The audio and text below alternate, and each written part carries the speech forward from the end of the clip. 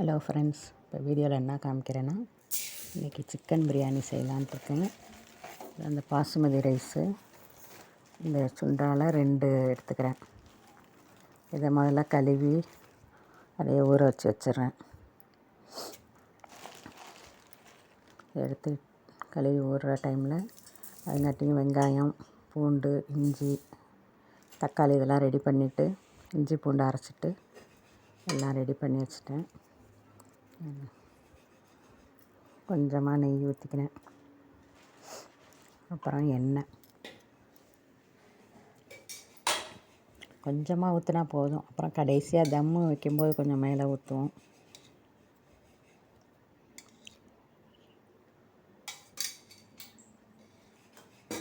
எண்ணெய் ஊற்றி காஞ்சோன்னா பட்டை, கிராம்பு, சோம்பு, அந்த பிரிஞ்சி இலை, இந்த மசாலா பொருளெல்லாம் போட்டுறேன்.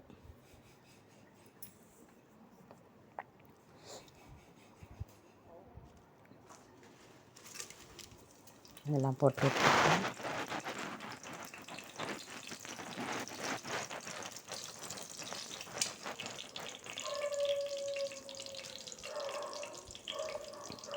ரெண்டு சின்ன 2 டம்ளர் அளவு வரும்.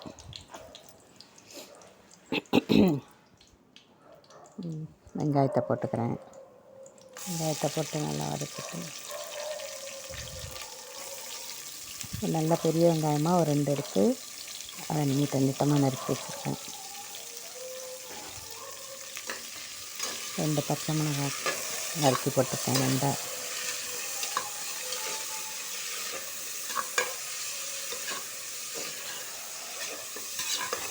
நல்லா வதக்கிட்டு இஞ்சி பூண்டு பேஸ்ட்டை போட்டுக்கிறேன்.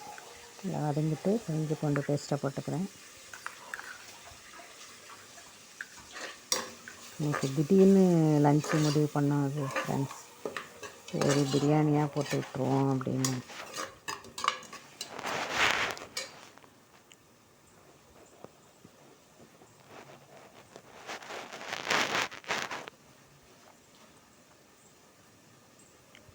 நல்லா வதங்கிடுச்சு. இப்போ தக்காளியை போட்டுக்கிறேன். தக்காளி நல்லா பழுத்த தக்காளியாக பெருசாக ஒரு 3 எடுத்துருக்கேன்.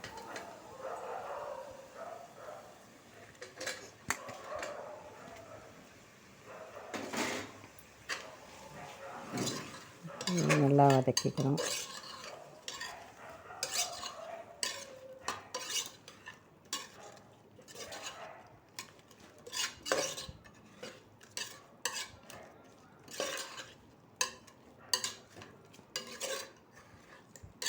இதோடையே அப்படியே கொஞ்சம் சிக்கனையும் போட்டு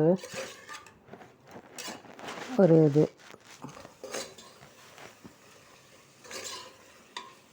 நல்லா வதங்கிட்டு தக்காளி, இப்போ அந்த சிக்கனையும் போட்டு ஒரு 5 பீஸ் எடுத்து வச்சுருக்கேன் ஃப்ரெண்ட்ஸ்.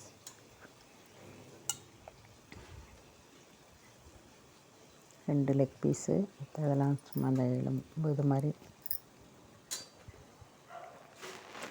5 பீஸு எக்ஸ்ட்ரா போட்டோம்.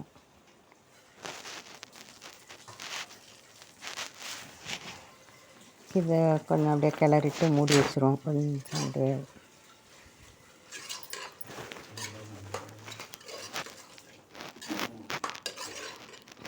கொஞ்சம் பரபரன்னு காலையிலே செய்ய வேண்டியது.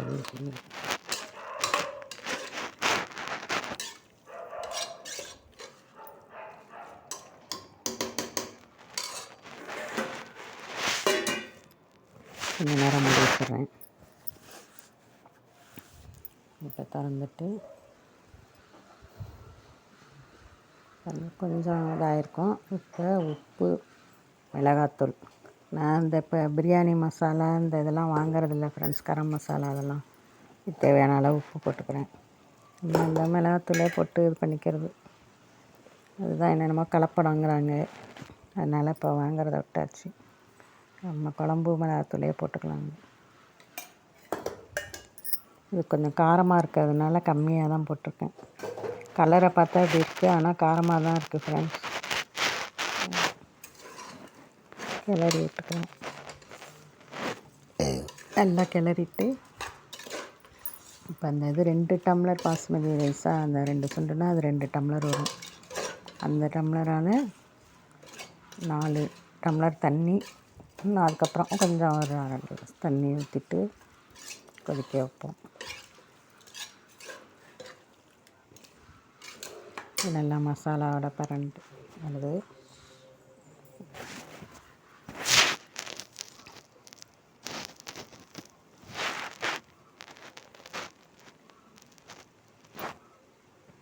இப்போ தண்ணி ஊற்றிடும்.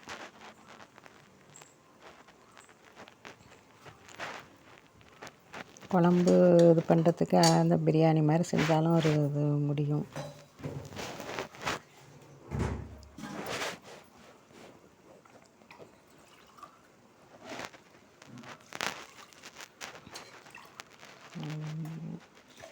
ரெண்டு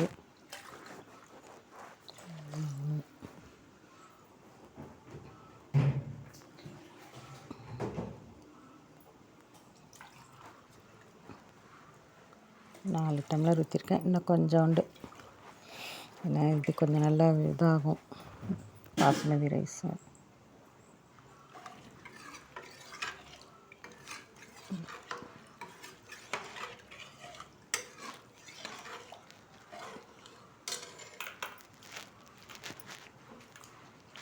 அப்படியே மூடி வச்சிட வேண்டியதான்.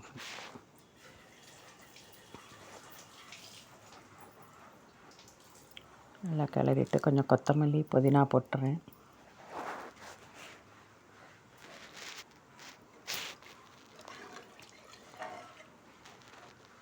யாருக்கெல்லாம் சண்டேன்னு வந்தால் பிரியாணி செய்யணுன்னு ஆசை, மூடி வச்சிடுறேன் ஃப்ரெண்ட்ஸ். நல்லா அப்படியே வெந்து வரட்டும். கொஞ்சம் அடுப்பை சிம்லேயே வச்சுக்கணும். கொஞ்சம்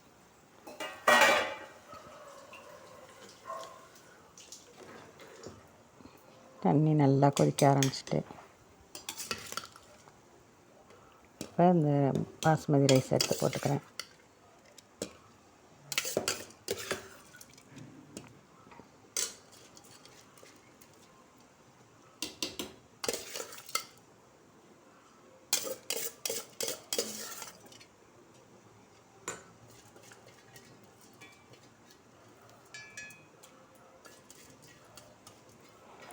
பாஸ்மதி ரைஸ் பண்ணாலே அது ஒரு வாசனை தான். நான் சமயத்தில் துளசி அரிசி வாங்கி போடுவேன், அதுவும் நல்லாயிருக்கும். நைஸாக இருக்கும் அந்த அரிசி, துளசி அரிசிங்கிறது.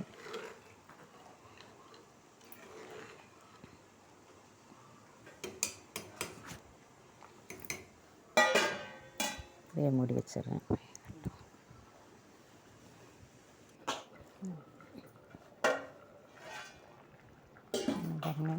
ஓப்பன் பண்ணி பார்த்தா இன்னும் கொஞ்சம் அப்படியே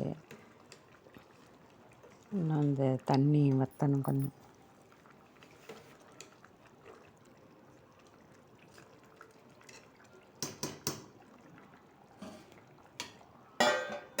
கொஞ்சம் மூடி வச்சிடணும்.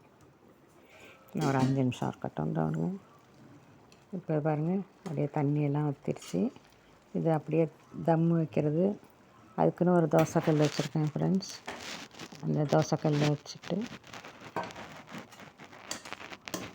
இது மேலே புதினா கொத்தமல்லியை தூவிட்டு கொஞ்சம் நெய் ஊற்றி வச்சிடணும்.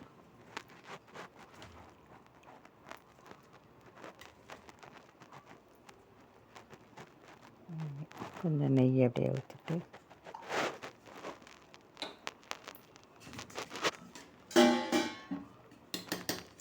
அப்படியே மூடிட்டு மேலே வெயிட்டுக்கு அந்த இடிக்கிற கல் இருக்குல்ல, அதை அப்படியே கவுத்து வச்சிடணும் ஃப்ரெண்ட்ஸ்.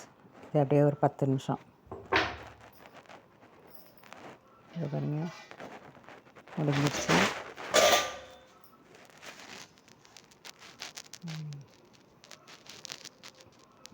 பிரியாணி நல்லா வந்திருக்கு ஃப்ரெண்ட்ஸ்.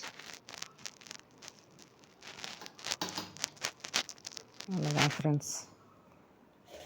இதுக்கு முட்டை அவிச்சு வச்சுருக்கேன்,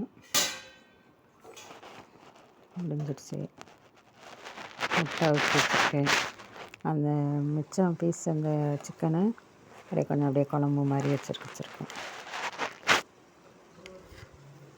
அதான் ஃப்ரெண்ட்ஸ், இன்றைக்கி லன்ச் எங்களுக்கு பிரியாணி, முட்டை, சிக்கன் குழம்பு. ஓகே ஃப்ரெண்ட்ஸ், அடுத்த வீடியோவில் பார்க்குறேன்.